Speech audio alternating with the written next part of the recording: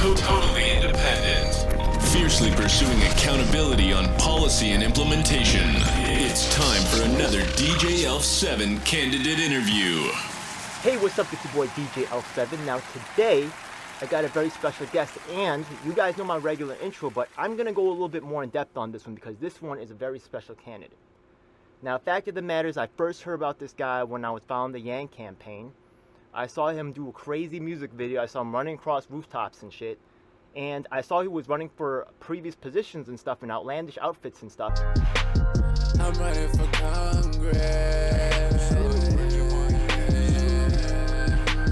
Paperboy Prince for Congress.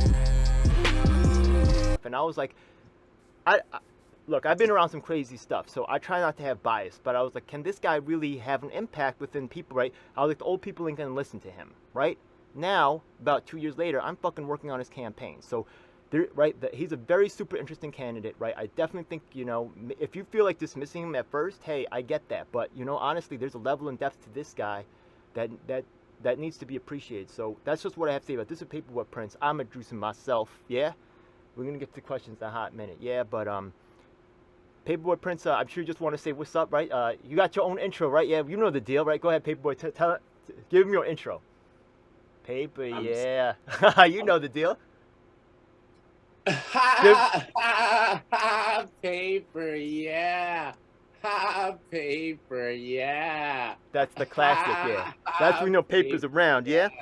All right, so Paperboy Prince, yeah, definitely a big inspiration, man. Definitely have... You earned respect. Yeah, you had to fight for it, and you fucking did it, man. So the thing is that, tell me a little about your relevant experience and core competencies. Well, first off, I want to say thank you for having me on your show. Paper, yeah, it's our time. One love. I'm so happy to be here. I'm rocking some of my Paperboy Prince merch, as you see today. I'm going to be rocking that too in a hot minute. Believe that, yeah? Dope. Hey, you already know you got the swag. I'm rocking the Paperboy Prince merch. I'm excited. I'm also just dropped a song, which I'll let you know about, which I will talk about some more, called Not a Campaign, on my Spotify and on all platforms. And I'm super, super excited to be running for Congress in every single congressional district in New York City, and some ones outside of the city as well, and also running for governor of New York State. And there's a lot to talk about with that, so I'm super happy to be here and be rocking with you. What up, man? I'm about to light this up. By the way, before we head into the interview, I want you got a website. How can people volunteer for your campaign? I just want people to know, because honestly, I'm doing that shit right now. Ballot petition season is on. It's active now, right? Where can people, you got the website, just drop that right quick so people can volunteer. Yes, so paperboyprince.com. If you go to paperboyprince.com and hit volunteer, you can sign up there. And I'm actually going to send out an email today. I don't send out many emails often, but doing that today, and super happy to just be able to work with new people and solve these problems. So petitioning is on this. It's like one of the most important parts. So if you can tap in, volunteer with us ASAP. Mm-hmm. So back to the so the thing is that, right, running in every district, right, that's a super big challenge right now. But now people might think that you know whatever, but you have a lot of experience here. Let's hear about your relevant experience as in terms of running campaigns and stuff. Yes, so I'm gonna just casually just take off my Paperboy Prince beanie throughout this interview, by the way. All right, no doubt. And shout out to you. This is one of the first interviews I've ever done in my merch. So I'm also smoking this one because the first event that I ever went to with legal weed, and this dude was giving out free weed, like ounces of it, right? Yeah, Paperboy Prince, yeah. Yo, he's a fucking man. He got a lot of exotics coming out. Yo, this is not just on that, right? He's also on the he's very enterprising. You're gonna hear a lot. Do not underestimate this, but he's a real one. Thank you. Anyway, yeah. So. I appreciate that. Yes, we did a groundbreaking event with our cannabis smoke out, never before done in the political realm. The first one in the history of New York City, bro. You're making history, motherfucker. You're making history. How does it feel to be a champion, sir? How does it feel to have the fucking best goddamn event I've ever fucking been in my goddamn history of any politics here in New York City ever? How does it feel, sir? It feels like love. That is amazing. It I am feels like so love. proud of what happened here today. That was amazing. Amazing. Mad Bud. Look at this. This is insane. Everybody has walked away with grams. Grams. Yo, who's this right here? This is the man right here, low key. He's piloting the vehicle back to the Space Space Mountain. That's right. You're making history, man. The first in the history of New York City. We smoked out City Hall, and we've smoked out several other parks now, and all across the city. As far as my, background with running campaigns, well, I ran for Congress in 2020, and I started that campaign in 2019 officially, but was doing a lot of work in 2018. You mentioned with the Yang campaign, and before that, I was doing a bunch of work as a community organizer in my neighborhood, throwing a lot of events where at those events, whether it was plays, I did a play called The Trap Musical, I did shows and also street performances where I used those as chance to talk about the future of our community and policies that we wanted to implement for folks, as well as registering people to vote, right? And knowing that a large part of the voting block is when I ran for mayor in 2021, the average age of a voter was between 70 and 80, right? That was the average. That's the average age of a voter. So in the city election, so a lot of young people don't vote. So I was using my shows to help get folks out to vote. And not saying that voting solves everything, but saying like, yo, it's one day out of the year. It's super easy to do. You just go in, you click a couple buttons, and it's not that easy actually, because if you're doing your job and doing your research, you're doing it other days out of the year as well. But at the bare minimum, you can go this one day and make a decision. So getting folks involved in that way and helping them understand their power is a big part of what I'm doing. And kind of one of my strongest suits that I use is that, I try to not talk about all of my accomplishments so much to remind folks of how much of a regular person I am, that I'm an actual community member, that I'm an actual resident, citizen, New Yorker, American that's running for office. Not some elite, not somebody who was placed here, not somebody who was groomed by political elite, not somebody who was groomed by the bankers, not somebody who was from the popular crowd, somebody who was fed up with what was going on and decided to take a stand, and then started with their friends, and then got with their neighbors, and then got with other folks, and then started working with more and more folks around the city to actually help to solve these problems. So that's who I am. That's like my background. Getting more specific, I mentioned I helped a lot with the Yang presidential campaign and using new media to connect with new audiences as far as my songs, my music, and some of my internet videos and memes and performances and events that went viral in many ways. And kind of like while Yang was like a unknown candidate, did a lot to champion that, and then eventually was a delegate for that campaign. I ran for Congress in 2020, and kind of as a relatively unknown candidate in politics, we got over 16,000 votes in that primary. The official numbers they quote as 14,000, but there was a lot of discrepancy that happened because of the what are these called? The mail-in votes. So they threw away thousands of our votes, and there's a lot more I can talk about on that, about the issues and corruption in the voting process. But we did really well. We got 20% against a 28-year, now 30-year incumbent in New York's 7th congressional district. And the kicker, and I kind of buried the lead, the kicker is we did it all with $20. We did it all with $20. So, people a lot of times talk about getting money out of politics. They talk about getting big money out of politics, but we literally did that and showed that we put our money where our mouth is. I put my own campaign on the line. It didn't fundraise. I focused on the people. We focused on protesting. We focused on mutual aid. Then we came back in 2021 and we ran one of the first campaign as a non-binary person for mayor of New York City, and one of the most revolutionary campaigns of any large city in America. And you know, it was kind of something for me that was really eye-opening, and for a lot of people, because they felt like they had choice. A lot of times when you go to the ballot, you don't feel like you have choice. You have all of these people that don't know what your lifestyle is like, or don't seem like real people. I mean, everyone else that I ran against were self-proclaimed millionaires, right? Yeah. And I'm a self-proclaimed millionaire in love. I'm a millionaire in love, a billionaire in love, but in the bank, very soon I will be in the bank too. So, and we're going to use that to help give back to the community and help other people reach their financial goals. But as of speaking right now, I'm, you know, a person that's living, that is doing their best to, you know, make it happen, and really coming from an average middle class background, right? So trying to help as many folks as possible that can like relate to that, that can understand that.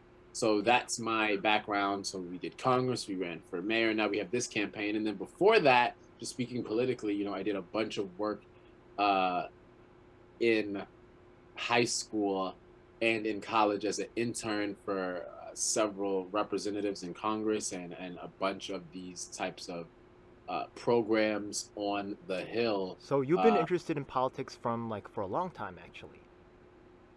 Yes. So I did that, and then I also worked at the Supreme Court as well. Before you say anything, I just want to just mention right now that the thing is that he's talking about his campaign experience, which you hear he's breaking numbers, 20%. It's amazing, right? But also he's doing parties, community events. He's also doing freaking food giveaways. He's doing, you know, helping the community in real ways, right? Meeting on like, you know, challenging some vital issues, showing up, turning out. Yo, this guy is just, you just can't cover it in just one pass. So he's just that deep of a candidate. So if he wasn't that, I wouldn't be working on his campaign, straight up. Yeah. So props to you, man. I know you're saying some real things right now, but there's just no time to cover the whole fucking thing, bro. I'm know. I'm sorry. Yeah. Keep going, man. Yeah, keep going. But I'm impressed. I'm just, you know, since this is a long form platform, I was, you know, going into some of that a little bit, but you know, yeah. So you work with the Supreme Court, right? You were talking about that. Go ahead. Yeah. So I worked with the Supreme Court, on the Supreme Court, as a marshal's intern, for a few sessions, while I was living in the DC area as well. So, you know, really making the most of every opportunity and learning, and kind of learning from just a fly on the wall perspective, and using that not as a political elite or pundit, but more so as a activist and as a disruptor. You've linked up with my man Theo Chino, who's Activist of the Year on my channel, just so you know. And that means you definitely on the outside. You definitely, right? Yeah, you're working all the angles though. Honestly, I've been in a lot of events. They'll be like, yo, we need to liven this up, and you don't know about it, but they'll be like, yo, let's call Paperboy Prince. Like that's, yo, a lot of events I've been at, yo, people been like, yo, we need to make this shit live. Yo, what are you gonna do? What are you gonna do? Paperboy, yo, a lot of people say that. Just so you probably already know that. I don't know if you hear that, but I'm telling you right now, behind the scenes, a lot of people just say that right out the bat. Thank you. That's gonna make me put the beanie on. I'm putting my Paperboy Prince beanie what back up, on Paperboy in Prince, the merch represent. store.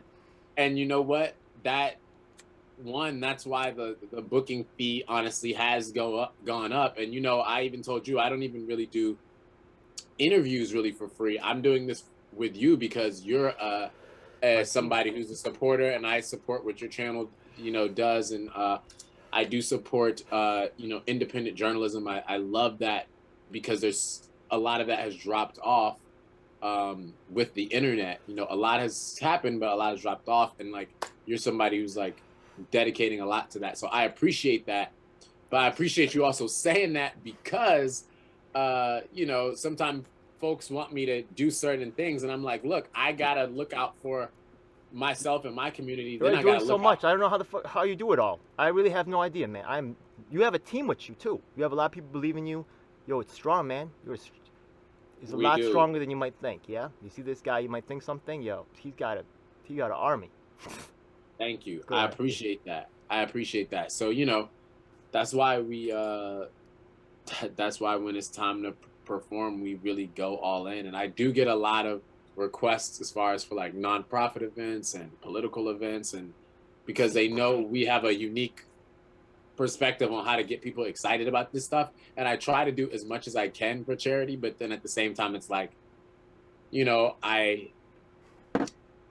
it's not, I'm definitely not free. I'm definitely not free. And then it's also not cheap to do what we do. You're So quality, man. Either way, you have high value, and that's definitely, you can't argue that. One thing Thank I've you. always wondered though, God's truth is, what's the game boy? What's the game? Tell me the story, because that's part of your thing, right? Yeah, paper. Yeah, I know that. Yeah, right. Paper, Yeah, I yeah. know that. Yeah, but what's the So Game the Boy Game about? Boy, and you see, I got a couple chains on here. I used to wear a bunch of more chains, but I've kind of like chilled out. And, you know, and today's Sunday, we're chilling back, so of course I'm rocking the Paperboy Prince Love Gallery merch. But as far as the Game Boy, and I have some T-shirts with that on it. It came because it's one of my first things that I had to work for as a paperboy. Yeah. See, I was had a Game Boy, and I took it to church. I got it for Christmas. I took it to church the Sunday after Christmas, and somebody stole it. My parents told me not to take it to church, but I wanted to. Somebody stole it from my jacket at church, No. and I had to work for that. I had to become a paperboy to work for that. So I became, you know, that kind of became later on like something that was just like this kind of moniker that went with it. And, you know, and then I made the chain out of it. And I used to make a bunch of chains. I made a bunch of necklaces and chains. And now, you know, the Game Boy is one of the most iconic ones. It's been in Vogue. It's been in Vogue, New York Times, The Guardian, Fox News, NBC, ABC, every thing, you know, which is like a cool, and you've seen it first. A lot of people have tried to copy it, and I've seen that, but you know, it's all good because you've seen it here first. Yo, it's dope, man. I appreciate it. Yeah. Paper, Yeah, you gotta have your, you know, your trademarks. You know what I mean? Like the things that represent you, that people know where really that's that guy. You know what I mean? And exactly. I know that. And I got it tatted too. Hell yeah. Yeah, I seen that too. So I knew it was a thing for you. I knew it was something that was close. You got it on top of your heart right there. You know what I mean? So I knew it was something that was real personal for you. So I wanted to know what that's about, because I am a fan. What up? Yo, possibly my other another group that I fan, I'll follow Passage. You know what I mean? Yo, I'm down with music artists. They say New York got too many artists, not enough fans. Hey, I'll be a fan. No problem, bro. You know what I mean? Yo, you real one. And I appreciate your music too. Political music, real rap music. Why not? You know what I mean? Fuck. Paper, yeah. yeah. We're keeping it clean that, for the kids today. Yeah, we got a lot of kids that's watching. I know. Yes. Right? Yeah. Speaking of the music, I really love this song I just released, Not a Campaign, because it's just like one of the only songs I have where I talk about campaigning in a real way through rap. We're gonna drop it right now. Thank you, Paperboy. This ain't a campaign, this is my life. No trust for love, they want me to fight. They say what they want, we reaching them heights. I ride for the city, I feel like a knight. I know what that paper like him in the white. I feel like Wanda, I saw him sight. This ain't a movie, this is my life. This ain't a campaign, this is my life. I'm trying to spread love, they want me to fight. They say what they want, we reaching them heights. I ride for the city, I feel like a knight. I know my paper like him in the white. Yeah. So I just dropped the track, but the video's coming soon too. So you're manifesting the video, so I appreciate that. I didn't even know, man. Listen, keep all of that in. Keep all that. The song is like, the reason I keep bringing it up is not to shamelessly promote, but it's to like talk about the real stuff that I talk about in the song. That I believe like, in you, Paper. That's kind of like goes over people's heads, and you know, when I talk about it, it's like I'm really speaking on, you know, as you start to campaign and as you start to put yourself out there in politics or be an activist or whatever, people forget about you as a person, and they focus and they want to just sometimes bring you down, sometimes lift you up, and not look at you as a person and be like, okay, this is a person, and understanding that. And I feel like the more that we do that, not just in politics, but in everything, whether it's people that were incarcerated, whether it's people that we want to cancel, whether it's people that are doing good things, celebrities, whether it is our teachers, our neighbors.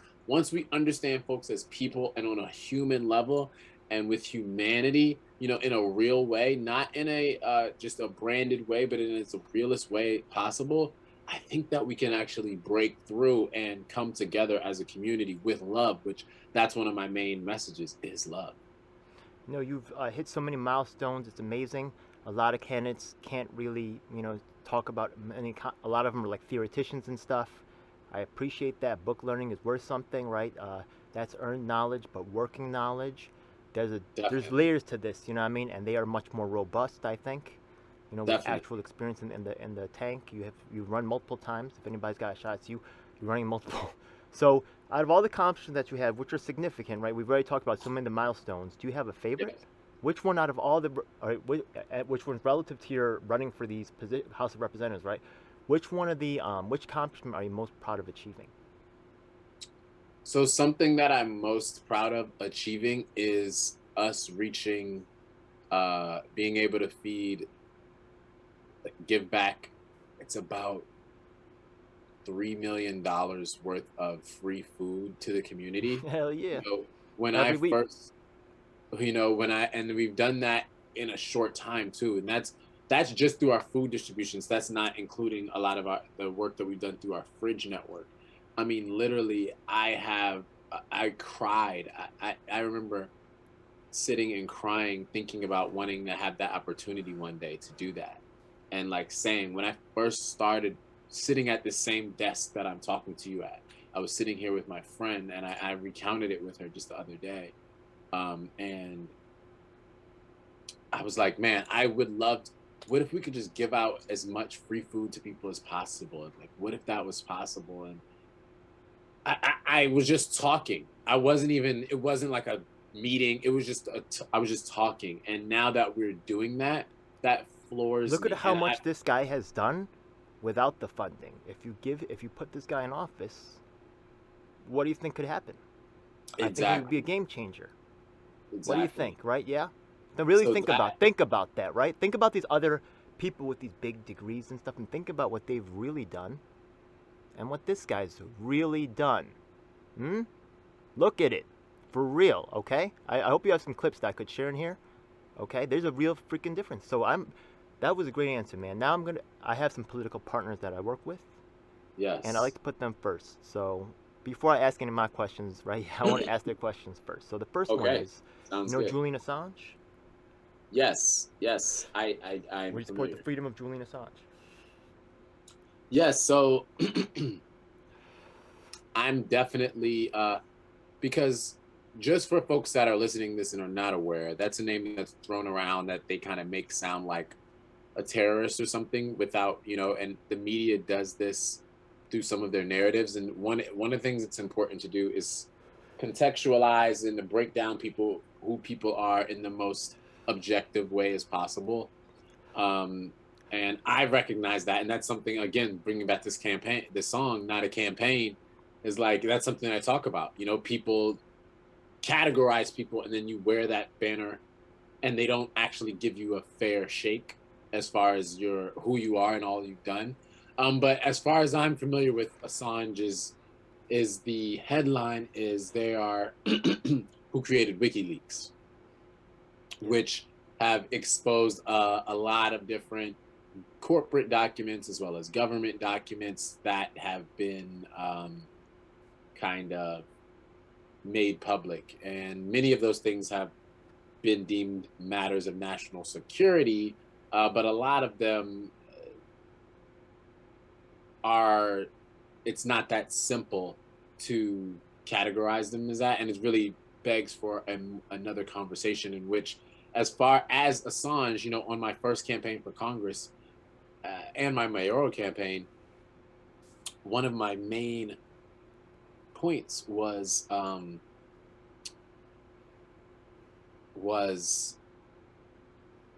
getting to the bottom of conspiracy theories, you know, and I felt like there's so many conspiracies that are important for political candidates and as well as electeds to kind of be transparent about with the public because, and I don't want to even throw Assange under conspiracy, but I feel like Assange and conspiracy go hand in hand, so it's a good time to bring it up. Is like getting to the bottom of the conspiracy theories so that there is more transparency between the government and the people. A perfect example of how this plays out in real time and will save lives is the vaccine rollout. If we had someone who went through and got to the bottom of conspiracies around vaccines pre-COVID, when COVID came around, we would have been able to use that information. We would have been able to use that as, oh, hey, look, we already did this pre-COVID. Now, that might have made it look more sketchy to folks, right? That might have been something to make it look more sketchy. But if they did it in a real and transparent way, if they opened up the books, if they talked to people, if they talked to the vaccine makers, if they made it transparency is super important. And I get it. When you're in power, there's a lot of reasons that you don't want to do that. But that to me is important. So as far as Assange, I would love to have as transparent as possible. And that's something that I feel like WikiLeaks was about transparency. Mm-hmm. It's like if the government was more transparent, we wouldn't need a WikiLeaks. So, So that's kind of what I have to say about that and things that kind of would are you free around him? that.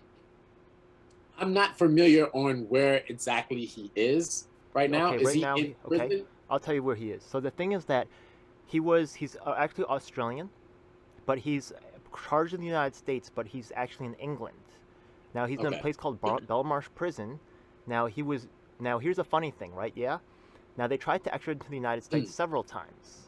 One time they didn't extradite him, and guess what the reasoning was from England? Why did England not extradite him to the U.S.? You want to know why? He was also in Ecuador for a while. The reason why our ally England did not extradite him to the U.S. because they said U.S. prisons are too inhumane. Wow. You know what I mean? What's up with that, right, yo? That's crazy, right? That's our ally saying this. That's how bad our prisons are. That's how bad, really, right? Yeah? So anyways, so recently, the most recent ruling is that he is to be extradited, but he's still in Belmarsh. So he's going to be carted here probably real soon, or maybe he's already here. But that was the last thing that I heard. I've been through some drama. Go ahead. I'm sorry. Go ahead.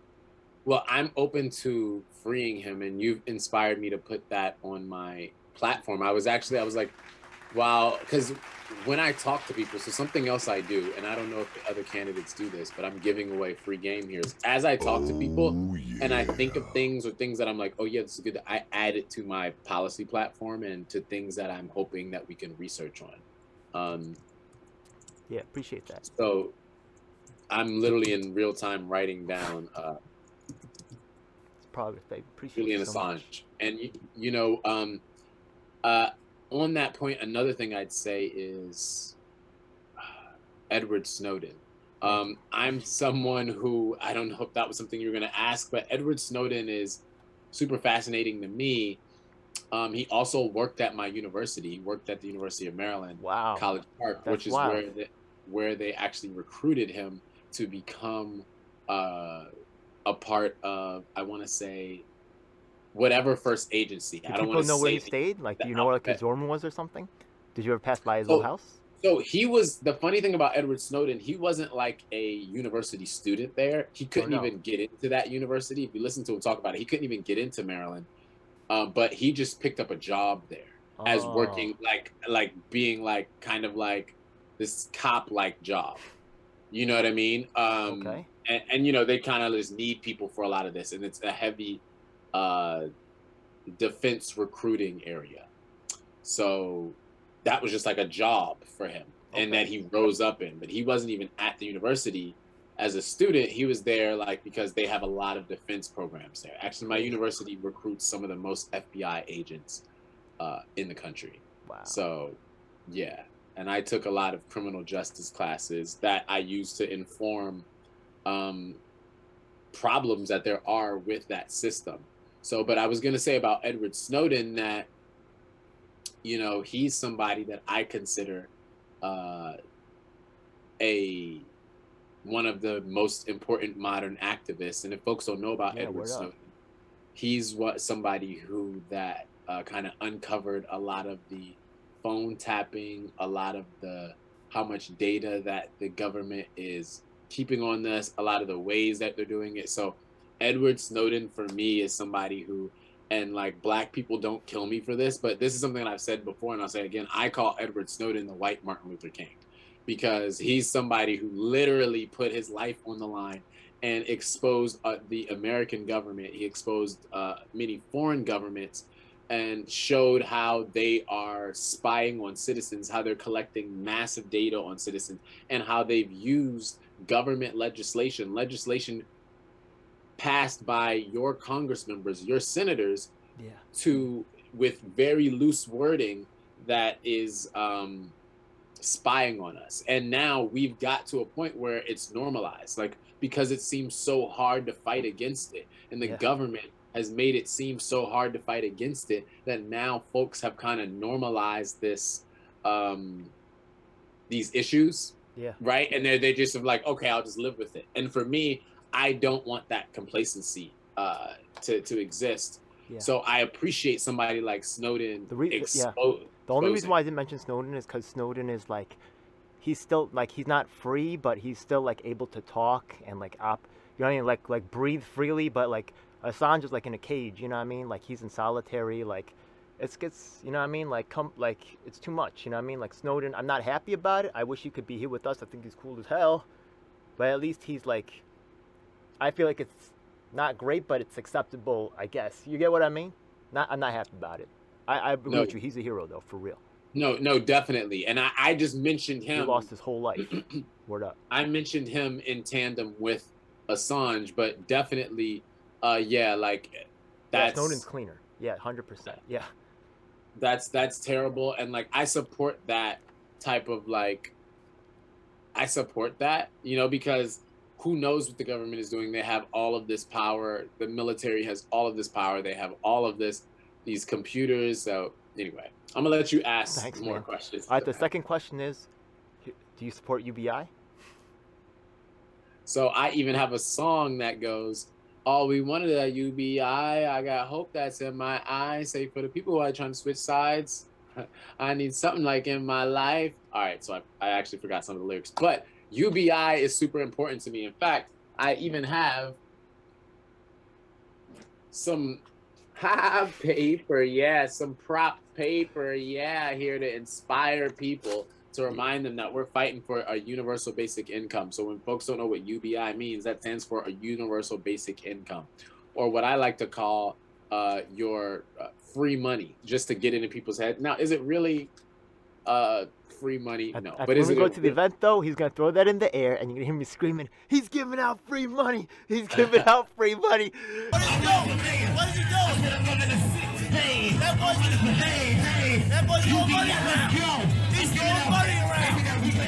What's he doing? That's Paperboy. What? Biggest meme, you got to jump in it. It's a lot of fun. Come through. It's a live time. It's true. We have a lot of fun. I did that in Times Square. I threw money in Times Square, and they were Union like, Square, you've done it everywhere, man. City Hall, yo, you're rapping, man. You're everywhere. Yeah. I've done it a lot, and so, but I definitely support UBI.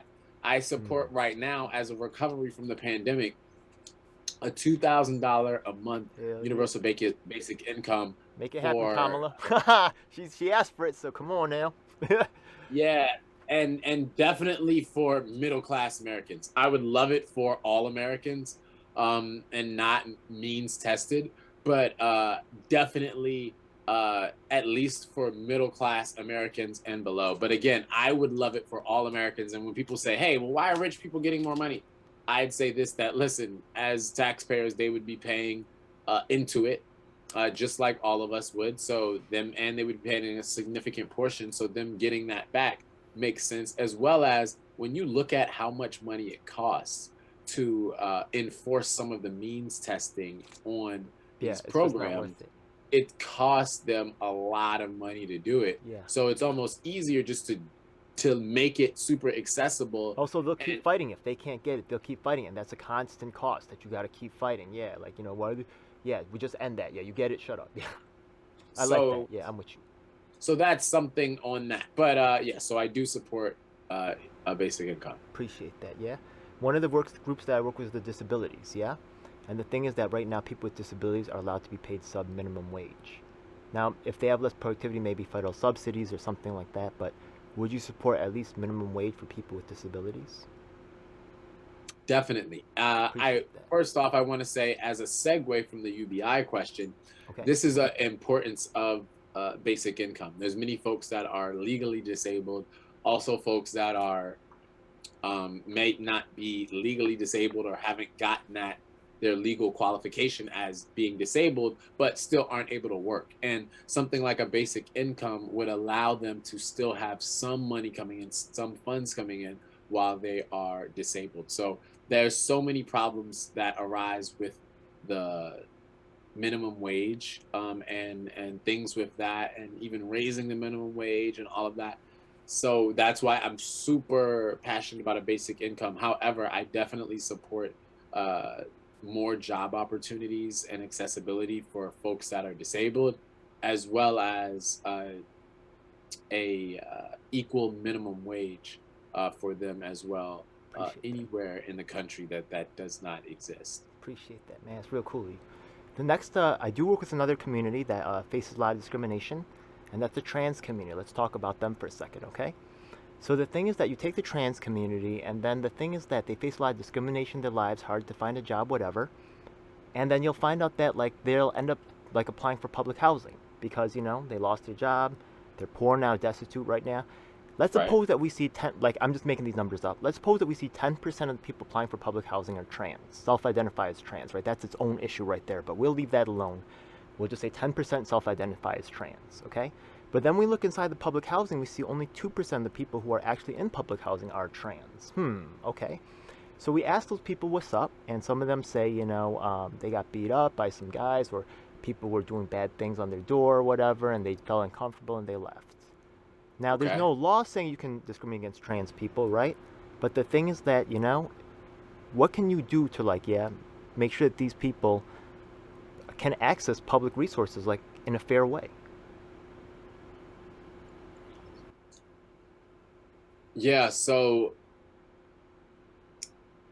there is public acceptance, and then there is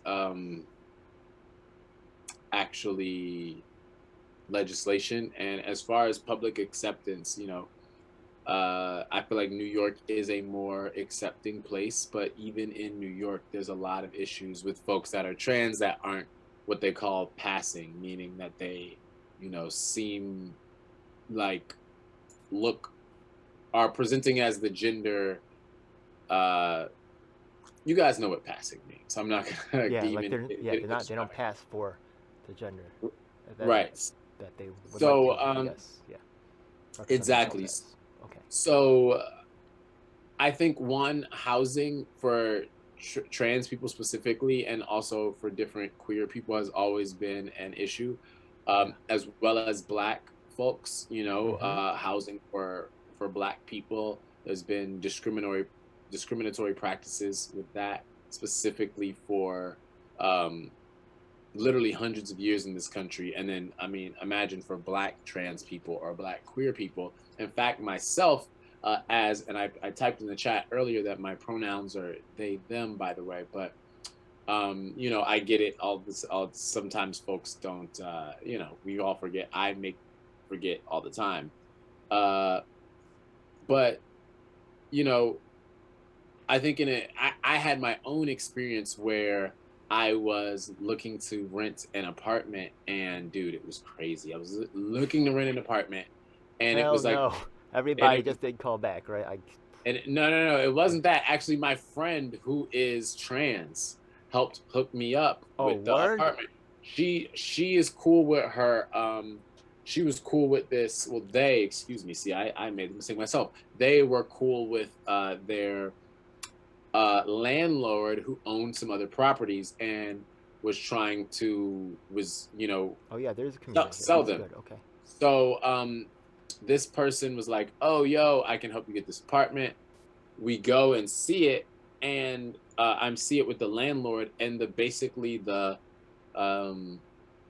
it's like these Eastern European dudes living there, and they're basically like, yo, I don't want to like. They're basically like say that they're gonna buy the room out because they don't want to like live with a gay person or something. And I don't think I can't remember what I was. I mean, I definitely wasn't like Damn, that's being excessive. gay. That's Like I excessive. wasn't being gay when I was even seeing the spot. Like I was just like, I don't know. I just was like, I got different swag. Maybe I have no idea. So, but yeah, so I understand. I firsthand have dealt with this. Now, luckily that place, I'm glad I didn't get that place. I got a much better place, but wow. Okay. Saying that to say, we got to figure out a way to deal with a lot of the things going on around housing. That's wild, bro. Yeah. That's wild. All right. So yeah. Another group that I work with is the Right to Repair.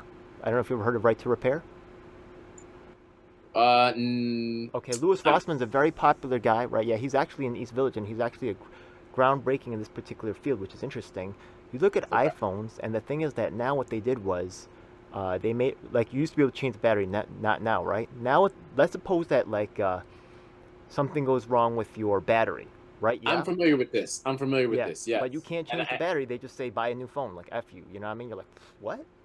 Like, exactly. They're doing so even if your screen breaks, the new screens are chipped, so you can't make them work. Like, you have to buy a new phone. Like, you're not allowed to, like, change the screen. That's it. Like, yeah. Actually, yes. Biden passed a freaking executive order because the military was getting effed up by this. So he forced them out of it. But the consumers, Mac is still doing this, and there's a lot of companies pulling this crap. We should just make it like, we should have the right to repair our products. Well, thank you for bringing this. These are all super important issues. Thank you for bringing this up. I wrote that down as well on my list, and I have been a part of a few repair workshops that we've actually done at my spot, which I haven't named yet, the Paperboy Prince Love Gallery, which is at 1254 Myrtle Ave here in Brooklyn, New York, right off the Central M. So if you ever want to come down, you can go to paperboyprince.shop to look at some merch, but it's a community space, also a mutual aid hub, the first of its kind, also an event space. And, we've held some repair workshops where folks have had items that were broken and that we helped advise them on repairing them or repairing them. We do a lot of regifting and giving stuff away. So I think that's super important. And, something that the tech companies do, the hardware and software tech company do is planned obsolescence, where they basically plan on your tech going obsolete and doing that in a short time period, usually correlating with their financial calendar, so that they can get you to re-up on that and spend more money. And that is just not the move. I have a Mac desktop computer right here that's not that old, and it's one of like the thicker desktops if people know about them. And I can't really use it at all because outside of just for streaming video, because you have to update the operating system to get new apps. Yeah. So to be able to use any new apps, you have to update the operating system. But they purposefully don't allow their new operating system to work on some of the older machines because, it just can't work. But they need to have a way in there that allows them to still onboard old systems into their new operating systems. There should be a way, because it's very environmentally dirty. And I tell folks, a lot of folks get on their high horse about climate change. They get on a high horse and they're anti-NFTs and all these things. I'm like, look, you're talking this and that about climate change, but you own an iPhone. You can't really talk to me. I haven't seen your protest against Apple or Mac when they're one of the main companies that have a death grip around the cobalt supply in Africa. They have a death grip around these factories in Asia. They have a death grip around, the American consumer and us buying phones and tech and irresponsibly, I appreciate you, man. You have a lot of layers that actually we don't get to really appreciate when you're out on the road. You know what I mean? We're so busy making the show live that we don't really get to see the deep side of you. So I'm so happy to share this with my audience, and now you really understand why I'm a super Paperboy Prince fan and why I'm showing up for him 100%. Yeah? Thank you. No Thank doubt. you. I appreciate that. So yeah, so that's pretty much that. Did we have any more questions? Oh, or yeah. Actually, that's my partner's. Actually, I have a bunch more. Sorry, man. Yeah, but we could actually take a break. Okay, cool. Yeah? Do you Well, want I got some time. I got time for a few more questions. So Okay. let's do it. So my brothers right there, at the last Monday of this month, I think that we got some brothers that's actually they can prove that they're innocent, right? They have the proof, but they've been convicted, and the state doesn't want to overturn their convictions because it might make them liable. So his name is Nolan Farrell and Keith Gadsden. We're actually showing up at the Queens Supreme Court. That's actually why I'm also a big fan. Here's another thing Paperboy Prince is working on with New Leaf Dems and some other cats. Right, my boy Theo Chino's running a program called Rep Your Block. Big shout out to what's his name, Fahim, right? Yes. Actually, you know what? I want you to talk about it, right? Because Paperboy Prince is a freaking real one. Listen to this right here. How are you affecting them, judges? Tell them how they do that. Yes. So we are encouraging people to run for county committee, which is basically the smallest office on the ballot. And they make it seem like it's nothing because it's not in flashy or all this stuff, but it's actually extremely important because it has the power to appoint judges, several types of judges.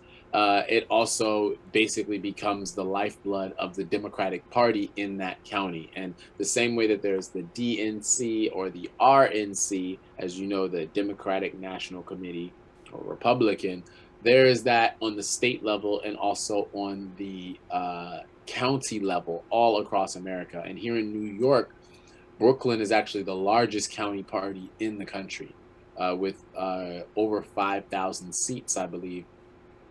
And, you know, they replace a lot of politicians this way. If a politician leaves their post, if they die, if they quit, if they go to jail, county committee is actually where folks go to replace them. Yeah. And a lot of this power isn't in the hands of the people. It's in the hands of the elite who use this to put who they want in office. And they actually place a ton of politicians this way. When I come out and petition for you, you see these flyers right here for Rep My Block program? I made 10,000 of these. I go to the projects regularly. If you make flyers, I will hand these out. I will hand out yours and mine at the same time. Yeah? Perfect. Let's do it. Yo, I got a bunch. bunch. $250 for like 5,000. You know what I mean? Maybe even cheaper. Yeah? You get 10,000. You get those printed in the city? 1-800 I think flyers or something like that. I'll send you the thing, printing or something like that. Yeah. 10,000 for like 500 something. Yeah. Maybe okay, less. Great. Maybe great. 300. I don't know. I have some companies I work with, but that's great. Well, so that's pretty much that with county committee. Yeah. Paper, yeah. No doubt. Okay, so paper, yeah. We're gonna get to the okay, so we're gonna get to the last couple questions right here. The thing is that look, there's a lot of people out there that talk about freaking fighting corruption, man. You know what I mean? They talk about it, but they say we need to fix the system. They say I'll fight for you. Yeah. Then they can't point to any corruption, and they have no idea about any corruption. You know what I mean? They can't talk about anything. Like actually them. So are they really gonna fight corruption? They're gonna do what they're doing now. You get what I mean? Right? So Definitely. Call someone out, pull the trigger, man. What's up? Point out some corruption. Who's corrupt, man? Right now. Better Anything. question. Call out a system or something. Well, I've called out several people. What I'll say is this: an easier question to answer would almost be, "Who's not corrupt?" But I'll start with one of the. All right, I got you. You know, that would be easier to answer. It would take less time. Okay. Would be who's not corrupt. Let's pull the trigger on one of them. And a lot of those folks are. I mean, as far as folks who I would say who's not corrupt and somebody who I like. What about someone who's corrupt? I like Jabari. I like Jabari Brisport. Okay. As far as who's is corrupt, I would say. Jumani? That's a tough one. Ooh, that's trouble. Ooh, I would say. Listen. I know. Let me finish. I would say every single politician in New York City. If they have not called and checked in Paperboy Prince, and we haven't had if you haven't seen something. I get that, and that's the right way to be, because honestly, it's too much money out there. It's when I see it's a lot. I mean, these people are using, especially the city politicians, because now with matching funds, I mean, they're using your tax dollars to run a whole campaign, look pretty, and get elected. Right? Yeah, I didn't times get any. back. Yeah, right, I got zero matching fund dollars. That's actually right. Publicly funded elections. The implementation of it is weaponized against people who are not millionaires. Yeah. It's insane, right? It sounds like it's good. Are you kidding me? Exactly. So I really would almost want to talk. One day I got to do something about that, because it really allows the millionaires. They all sued your asses. You're not a millionaire. They all sued you for what? Suing? Why is he suing you? I don't know. You yammed on him in that song. You yammed on him on this basketball court. Okay, you're showing us the serving. Wait, why is he suing you? You've been served. What did you do? I didn't even do anything. I'm named in a lawsuit with 12 other people. It was I don't know what they would think. It was, why did they even spend the money to do that? Like, someone should have smacked them right there. They said that was the way to help best challenge the election results. Which, if you guys are saying that, why don't they sue the city? What does that have to do with you? Did you set that up? Did you make that happen? They say you have to be named in the lawsuit. I don't know. Anyway, what were we just saying before? You were asking. I was asking to pull the trigger on someone, but you just basically pull the trigger on everyone. So let me do it. So I'll do it on my opponent, which I don't have any opponents. I have collaborators, but I will say that I'm running in all 12 districts. I first ran for Congress against Nydia Velasquez, and I would say that the district that I'm running in has become one of the most gentrified areas in all of the world. It is tough. Definitely New York City, definitely America, but the world. And it's rapidly happened in a lion's share of her term, and that's been something where listen, I'm not doing this as a thing. First off, you asked me a question. Yeah, and I don't like that. I don't try to do me. One of the things I campaign on is just people loving me for me, not me tearing down other candidates. But what's real is real, and somebody has to call this out, and this is the stuff that I've called out. And one of the main things is the gentrification. They try to center the conversation on other issues because it makes them look good, but when you talk about things that are real New Yorkers are dealing with, I mean, the rent hike, that is, everybody's feeling that. It's not just even the poorest, it's everybody. So the gentrification that's there, the cuddling up to Wall Street. I mean, when you've seen folks take hundreds of thousands of dollars from Wall Street and at the same time, claim to be on the side of the people, that's corrupt. If I had, and we've seen this time and time again. So for me, it would take me a long time to go through all of the reasons for every politician. But what I say is this, I'll say people are people, and everybody tries their best. I would say I would hope everyone tries their best. I would hope everyone, acts with integrity, but a lot don't. And what I've seen, the closer I've gotten to politicians and folks in politics, is they're all often two-faced and all often don't have the best interests of the people at hand. And that's why I go so hard and so passionate about being consistent in this game, because there's not really many real ones, and it's some of the independent candidates that are dopest, but as far as everyone else, it's a lot of fake ones. And the craziest part is this, right? I really would like to name a lot of names, but I would like to do that. Nydia's big. That's a tough one right there. Yeah, respect, man. She's not a small. I mean, I'll even go deeper in on that. I'll say that,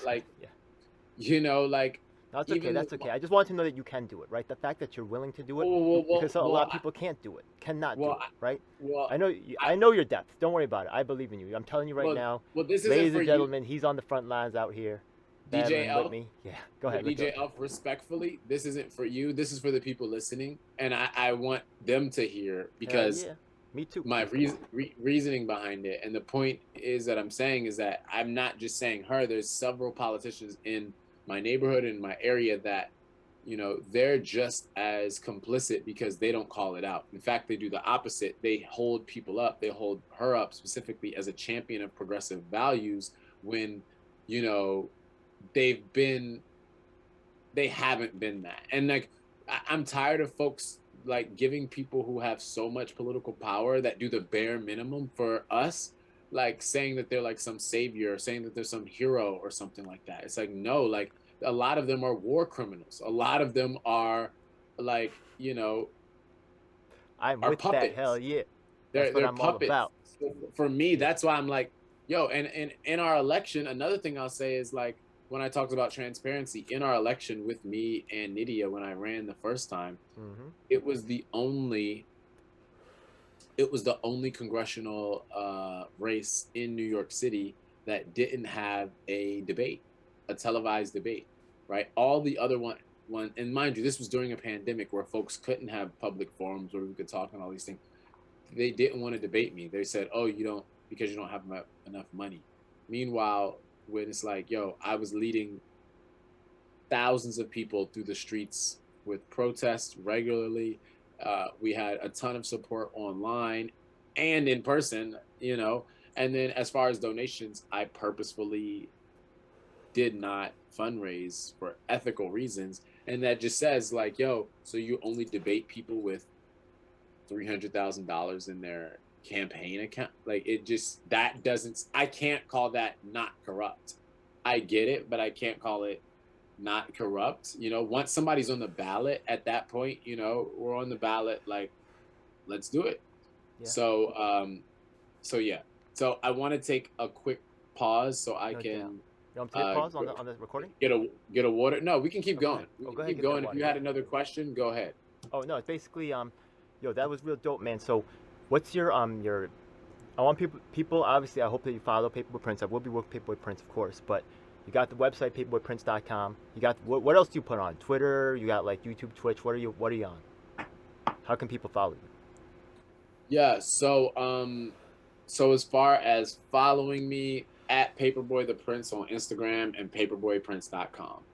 At Paperboy Prince on Twitter. You can join our Discord. Hell yeah, I'm on that.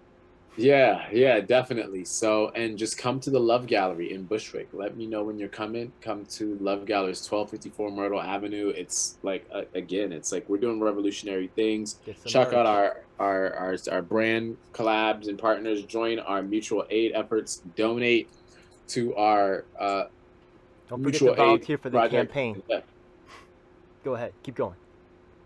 That's pretty much it. And yeah, volunteer for our campaign. And listen, when I run for president, vote Paperboy for president. When I run for senator, vote Paperboy for senator. Like, for anybody that's hearing this in the future, when I run for... Can they get your songs on Spotify or iCloud stuff? Yes. How can they? Yeah. Yes. Oh, yes. Are the links also, on Paperboy the Prince, paperboyprince.com? Paperboy Prince, paperboyprince.com. It's all there. The podcast isn't there though, so you can go and listen to the podcast on Spotify or any major podcast platform. Oh yeah, I've been listening to that. That's dope. Yeah, I like that. Hell yeah. As well as the music as well, you can listen to that. I mean, one of my favorite songs I did while I was running for mayor, and this kind of inspires me. I did this after the petitioning process. Right after that, I recorded this song, and it's like they said that we couldn't do it, but you see, we did. Not a daddy, but the politician, my kids. Hopped up the water, I look like a squid. You got us on the ballot, now we about to win. Ha, over your head, like some overhead lightning. Giving out hugs and kisses, no I'm not fighting. I'm spreading love, I don't care if you like it. They see my style, they also they're biting. Diamonds like lightning, plus I'm enlightened. Sound and fake is the script they reciting. What happens next, suspense is heightened. Want me in a cage like kids with Biden. I'm eating good, might get the itis. My name in their mouth like gingivitis. It's our time, you think I'm psychic. Moves like a hero, ain't got a sidekick. Paper. Yo, I'm feeling it, man. I know that song. Hell yeah, that's my jam right there. Yeah. Word up, Yeah, I'm loving it. that's Yeah. Running for Mayor, Paperboy Prince. I need to drop that on Spotify too. Actually, I'm gonna drop that. I Hell might yeah. do that. Last question of the interview right here. What are Okay. people to look forward to? What's the next thing coming up for you? Why people coming to the right? What's coming up next? Listen, coming up next, you guys are gonna see me in some commercials. You guys are gonna see me in some films. We got some films coming out in major film festivals. Oh, they've You been guys- filming, yeah, the documentary. It was all over your campaign. I remember that. There's been several documentaries done, and also other film projects that I'm gonna be in. TV, you guys can see me in a bunch of television projects, some reality TV, as well as some scripted television that we're doing that's going to be groundbreaking and really going to bring a lot of people into the movement and excited. And then, of course, I got a bunch of dope events that we always do, events in person and on the street, and then events in some of the dopest and venues and hottest clubs in New York City and around the country. He ain't lying. The shit is hot. I've been there. Yo, it's crazy. Exactly. And then we also have like I mentioned, a lot of music coming as well, a lot of new fashion. You see I got the merch. I mentioned that a bunch, but we got a bunch of new fashion that's not merchandise. You're gonna see me rocking it soon. What up? Yes. What up? That's not merch as much as it's couture created fashion, and some of it even hand sewn by myself. And then as well as I have a book coming as well. So I have several books, but my first book is coming soon, and it's about, I'll tell you right now here, it's about being a artist and a lifestyle artist and living your life as an artist and using art to help enhance your life. So I feel like you guys are really going to be blessed by this book as well. And it's the first of many. And then I'm also releasing a book with my thoughts on my policy platforms as well. So a bunch of my policies I'm going to have in a book, hopefully in the next few weeks. That'll be out as well. So you can like say, oh, okay, these are Paperboy's policies. So these are my 2022 policies. And you'll hear me talk about them in my voice in a very conversational way. So I'm super excited about that. And of course, oh yeah, getting elected to Congress, baby. Get ready for that, because I'm not in these races just to look pretty or look cool. I'm in it to win it, baby. I'm in this to win it, and not just win by a little bit. We're in it to win big, because we know that anything can happen. Right? Anything can happen. I mean, people told me that I would never make it on the ballot for Congress. Now they look at me like, how could I not? Right? When I first ran, they told me that I was never going to make it. I have a phone call from one of the most senior state senators in You've done New numbers. State. You hit the platforms. You hit so many milestones, bro. You've done so much, man. Paper, Yo, yeah. You can't argue this guy's accomplishments, man. Yo, honestly, he's hit a lot of freaking milestones that other people ain't hit. Honestly, you need to really take a look at this guy. I'm really excited. Check out the next one. All right. Thanks again, Paper. God bless. Yeah. Paper, yeah. One love. Thank y'all so much. It's a dark day in our nation when high-level authorities will seek to use every method to silence dissent. The truth must be told. And if you want the truth, you need to check out independent media producers just like myself, DJ L7. You should subscribe and hit the bell icon to get notifications when I release a new video. Truth of these We words are on all is the major beyond platforms. doubt. That includes Facebook, Twitter, Instagram, and of course YouTube. Unfortunately, we have definitely seen that these mainstream outlets will cave to corporate interests, so we encourage you to join our independently moderated communities of Reddit and Discord. We also encourage you to subscribe to us on BitChute and Daily Motion so you can see the content that YouTube doesn't want us to let you see. Hey, now it's time for the most important part of the video. That's right. It's time for us to tell you about the Taking Action group. Do you need an activist? Or maybe there's no activists around willing to help you with your cause and you need to learn to become an activist. That's exactly why we're here. Every week we get up with people from across the nation, in fact even sometimes internationally, and we develop strategies and a game plan to address the issues that are affecting all of us. Every week myself from New York City and of course my co-host Lisa from Los Angeles provide a coast-to-coast perspective on what's going on in the country. If you want to donate to help out with expenses, travel, equipment, stuff like that, then I definitely appreciate it, and you could hit us off at Venmo or PayPal. Thanks a lot. Hey, by the way, we also have a merch store, so check it out. Oh my goodness, it seems like you've reached the end of the video, so make sure you check out some of our other videos. Make sure you subscribe. This is your last chance to do so thanks a lot. And looking forward to seeing you on the next one. Hope you guys enjoyed. Please comment below if you have any questions or issues you'd like me to address. And if you're an activist, the time to make things happen is now.